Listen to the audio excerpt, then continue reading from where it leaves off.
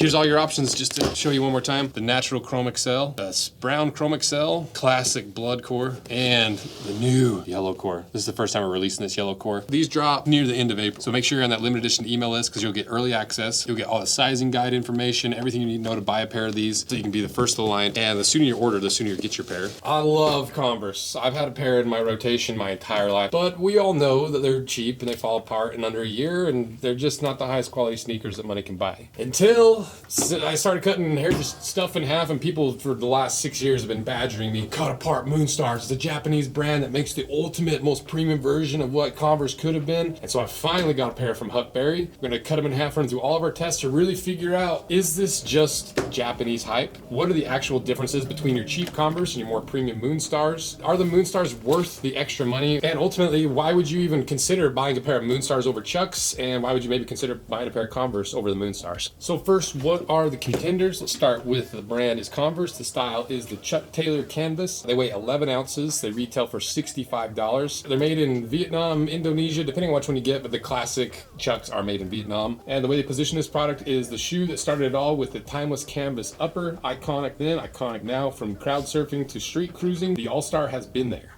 Versus the brand is Moonstar. The style is the All-Weather RF Beige. They weigh a little bit heavier at 1 pound 3 ounces. They retail for significantly more at $262. So basically $200 more than your classic pair of Chucks. They're made in Japan, as you can see there. And the way they position this product is this all-weather model is made of canvas fabric covered with rubber. The specifications allow to wear them in rainy weather, outdoor events, and other situations where underfoot conditions are bad without worry. And we're also going to very lightly compare them to the Chuck 70s. Because if you don't know what Chuck 70s are, they're kind of the premium version of Chucks. They have a few upgraded materials here and there, and they're supposed to be basically what Converse used to be back in the day before they went super cheap. And we'll mostly compare them at the end, but here's the information for them. Brand is Converse. Style is a Chuck 70 Canvas. They weigh 1 pound even. They retail for $95. They're also made in Vietnam, and the way they position this product is in the early 70s, the Chuck Taylor got a makeover. Premium canvas, a varnished sole, comfier cushioning. Like the original, it was born out of love for basketball, but you turned it into a cultural icon. Keep telling your stories in the premium Chuck 70.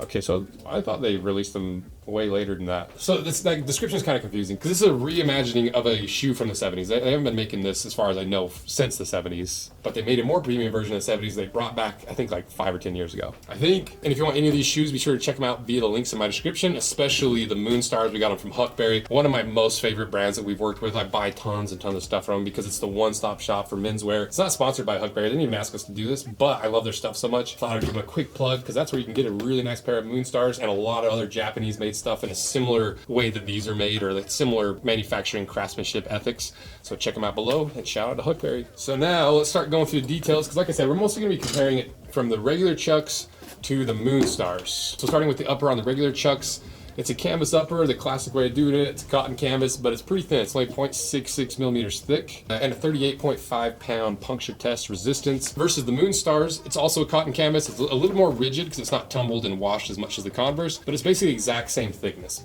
Around, I fell backwards. About 0.5 to 0.6 millimeters thick, so even thinner than the Chuck 70s that comes in at 1 millimeter thick. And it performed very similar at 37 pounds as a puncture resistance. But the canvas is actually only a very small portion of the shoe because the majority of the shoe has these rubber overlays over basically the entire shoe. You've got this heel counter here, you've got almost like a lace to toe pattern here, and this really cool toe bumper. I love these toe bumpers. Like, this is probably my favorite style of toe bumper for any kind of footwear. We've seen it in a few different styles, some Converse, they're vintage, some like military looking Converse, and this rubber is surprisingly thick. The rubber that runs around the majority of the shoe is about 1 millimeter thick, so the total thickness, the canvas on top, you're 1.5 millimeters thick. Then you've got this big old chunky toe bumper, which is 2 millimeters thick, and the foxing that runs all the way around, it's close to 2 millimeters as well. So in some areas you have 2 millimeters of rubber plus another 1.5 millimeters of leather plus another millimeter of lining and upper, so that's 2.5, 4.5 millimeters of material around your toe, which is pretty cool, you know, especially compared to the Converse being super light and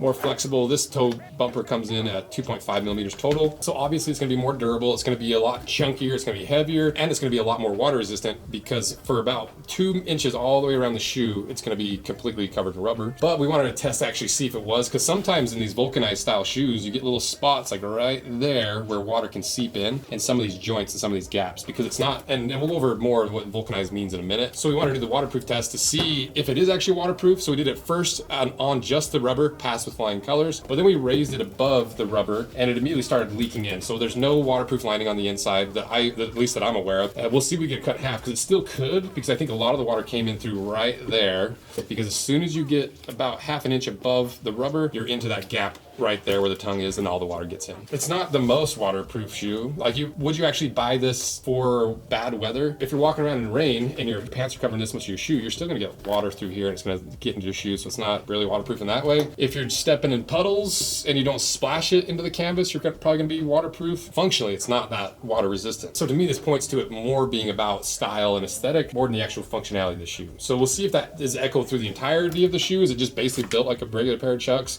or are they actually better across the board? Because like I said, if we look at the inside, it's just a simple canvas lining. It's a thinner, more flexible canvas, about 0.5 millimeters thick as well. And we'll see when we get it cut in half if there is actually a waterproof lining on the inside. But the thing that I really like about the inside is Chucks have a little heel counter right here. And if you've had a pair of Chucks, you've definitely worn through the heel. It's just a thin piece of canvas with a rubber backer. And that's one of the most fail-prone points of any footwear. And so what did Moonstar do? Well, they just went chunky. So they took an even thicker, heavier type of canvas and did the exact same heel counter, but out of a lot more abrasion resistant material. So that is at least elevated. And then that same material is also the entire footbed. But you can also see there's a lot of gaps between the sidewall and the insole. You know, you'd think for like a $260 shoe that you wouldn't have giant gaps on the side, maybe it'd be filled in. So that was kind of surprising to me, especially for $265. But is the insole removable? It's not. But what's weird is that the toe, see, I can pull the toe. Let me see if I can actually do it. The toe is really lightly glued in, so you can see I could peel up the insole to right there. See, that's the insole right there. But then the rest of it is glued down. You know, it just seems a little sloppy for a $265 shoe. So let's see if we can just pull the whole insole out, or if it's actually really well glued in there. It mostly came out. It pulled some of the foam out, but that's actually easier than I thought it was going to be. So it's definitely glued in. It's not the most permanent gluing job. I'd much prefer that they commit one way or the other. Either permanently cement it in or make it removable, because this is essentially the same insole as the Converse, but you can see the Converse was lightly tacked in the heel and better glued in the forefoot versus the Moonstar is the opposite. And it's basically the same composition. You've got an open cell foam with a wedge underneath that foam. The wedge on the Converse is a harder blown rubber versus the Moonstars is a soft foam. But once we got this pulled out, there's another differentiating factor, which you can see the Converse, once you get under that layer, you're just into this fiberboard that's stroble stitched and then to the outsole. The Moonstars, you look down in there and there's another insole. There's another layer. Let's see if I can pull this out, which is basically like, it feels just like an insole. Ow, that hurts. So maybe I can at least get the heel up so we can take a peek at what's underneath of it. Okay, that insole's glued in way better, so I can't really get that one out. So to me, it looks like it's basically got the same construction, but with an additional insole underneath of this insole, I think. But as for the actual construction, is this vulcanized? Is it glued? What is the style of construction? Well, I'm pretty sure this is vulcanized because I don't see any glue spilling over anywhere. And if you don't know what vulcanized construction is, it's basically they take uncured rubber, make the shoe, wrap all the foxing around, wrap these overlays, wrap this over here, wrap this backstay, and they put it in a big oven, heat it up, and that heat fully cures the rubber, binding all those layers together, because it's basically like fusing the rubber together with rubber rather than a rubber cement, if that made any sense. Pros and cons of that is if you've had a pair of Chucks or Vans, you know exactly the flaw. It's that the foxing comes loose and you get this heel part starts to separate, or the toe, or right here where you get that flex point. And so there are some flaws with the vulcanized construction, and it's a fairly rare method compared to the entire footwear industry, because you can't have certain materials into the oven. They have to be something that can withstand the heat. They can fail really easily. There's a lot of shrinking involved. There's a lot of, even on this shoe, you can see it doesn't fully cure if it's not in full contact. I don't think it's going to delaminate, but that, for a $265 shoe, you'd hope that maybe it wouldn't have some premature delamination. But does that mean the shoe's going to fail in the same way the Converse do?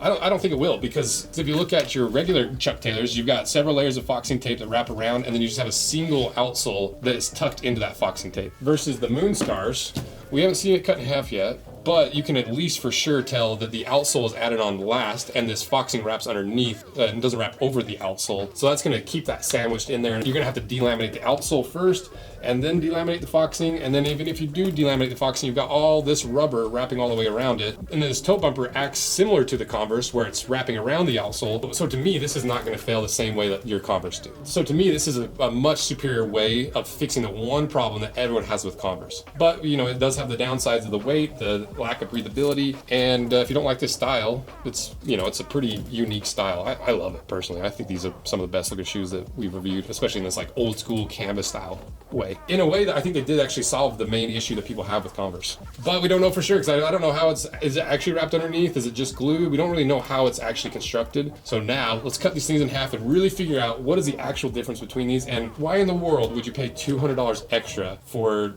basically a pair of Converse with extra rubber. What is it that you guys have been asking us for nonstop? Blood core belts. Look at that. So super limited quantities. These are a pain in the butt to make. And so get them before they're gone. You know, you're gonna be a little bit of the testing batch. So I'd appreciate some feedback, how to make this work better. Because this is basically the boot thickness leather doubled up, sewn together with our classic solid brass buckle. That's not the only brand new thing that we released. So we finally released all the wallets, including the Clayton and Bloodcore. You can see that the edges are not nearly as bright because we have to burnish them, but that'll start popping out more as you wear it too, just like the actual Bloodcore concept is. But there's more, because we finally, there's another thing, people are like, hey, we want to buy Bloodcore. So we got little baby panels and we got big daddy panels. And then you've obviously got the boot pocket kit. You've got coasters. You got the little bracelets, you got the ring kits. So limited quantities, get them before they're gone, especially limited quantities on these. And because it's just a trial run. We're learning how to do this with this leather, and so it's a little bit of a trial run. Thank you guys for your support of Bloodcore. You can only get it from us. And we finally opened it up to a belt and all of our wallets. So check them out below.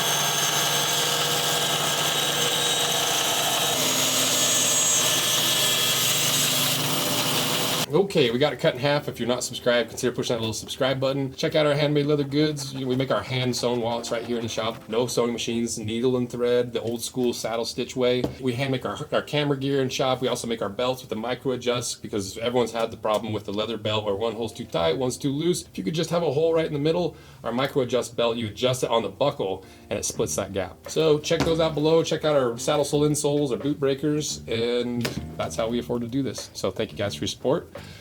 Now, let's see what's inside.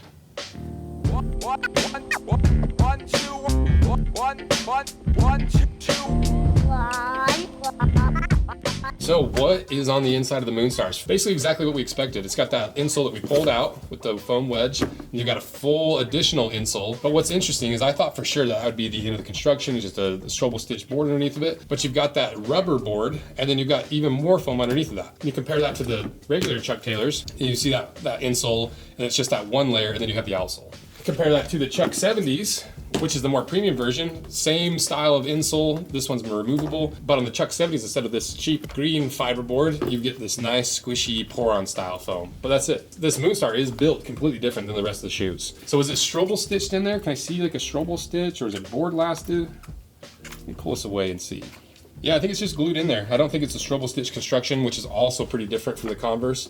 It's more of a board lasted construction because that upper tucks underneath, rather than the Converse. You can see it stops right at that junction of the strobel stitch. So that's gonna make it more rigid. It's gonna be a little bit more durable in certain ways, and it allows you to pack a lot more materials in there because you're not relying on that strobel stitch that you just have to glue the outsole to. That to me is not even the most interesting part, because there's some stuff hidden on the inside here that is really, it's actually pretty cool. I don't think anyone's even known this. I've never heard anyone talk about this, but you can see there's some additional stitch lines in here that are not on the outside, right? Got a stitch line here, oops, got a stitch line here, and a stitch line there. And they just so happen to coincide with the same lines as the rubber, because I just assumed that they wrapped the rubber around it, put it in the oven, and it cured it together. But if you look really, really closely at these panels, it's actually 2 layers of rubber. And so what I think they do is they put a thinner layer of rubber down, and then they stitch it in with these 2 stitch lines to make sure it sticks to the shoe and it doesn't all fall apart in the oven. And then they put the thicker layer of rubber over top of that, so you're rubber on rubber and then rubber sewn to fabric. It's a pretty ingenious way of solving the problem of delamination with rubber, because rubber is really strong when it's rubber on rubber when it's vulcanized, but when it's rubber on fabric, it'll peel apart a lot easier because it's 2 different materials. And I don't think anyone even noticed that. I've never heard anyone talk about that. So it's one of these details that you rarely see in any other brand except for like Japanese brands, where they don't even highlight these like advanced styles of improving construction techniques.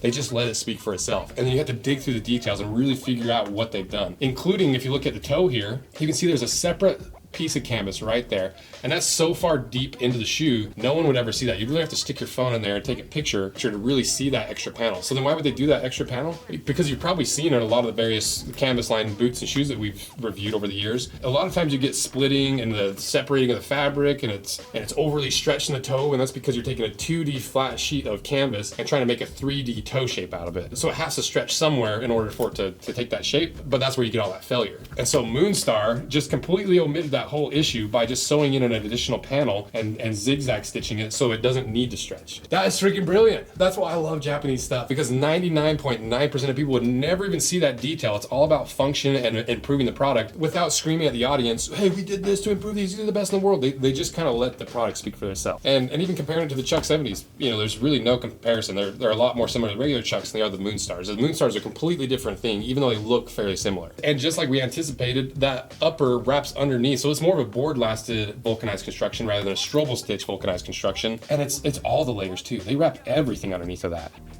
That's crazy. So then what is the big takeaway? Well, Converse, they're clearly made to be as cheap as humanly possible. They even go so far as to add this felt on the bottom so they can import them as slippers. I think that's true. Maybe it's not true anymore, but that's at least the rumor. So they pay slipper import fees rather than actual sneaker import fees that are a lot higher. And they use the absolute cheapest materials to get these down to $65 because most people are just buying them for that. They want a cheap pair of Chucks. They don't want to spend $100. They just want them to be light, affordable, easy to wear. I'll buy a new pair every single year because they stink anyway. That's what Converse is. And then they have their upgraded version, which is the Chuck 70, where they just make it a little more comfortable, a little thicker materials, but essentially keep the same DNA, just adjust it slightly. Versus the Moonstars, they took that inherently cheap style of shoe and made it as high quality as humanly possible. It's like if you took a pair of Chucks and just polished it every which way, but still kept the DNA of a Chuck Taylor. Still vulcanized construction, it still has the canvas upper, it's still lightweight, it's still flexible, but it's the most polished version of a Chuck Taylor style vintage war canvas boot that I've ever seen. But does that mean it's worth $260? It depends on who you are, because if you're just looking straight functionally, you can buy 4 pairs of regular Chucks for 1 pair of the Moonstars. Does that mean that Moonstars are gonna be 4 times more durable? I don't think so. Maybe 2 times more durable, maybe 3 times more durable, but it's not like you're buying the Moonstars for the durability. But are the Moonstars worth it just in a vacuum? The construction techniques, the materials used, looking at it as a Japanese made sneaker, taking things to the ultimate extreme, polishing every little piece of this to make it perfect, including the little hidden stitches and the extra panel and all the redundant layers.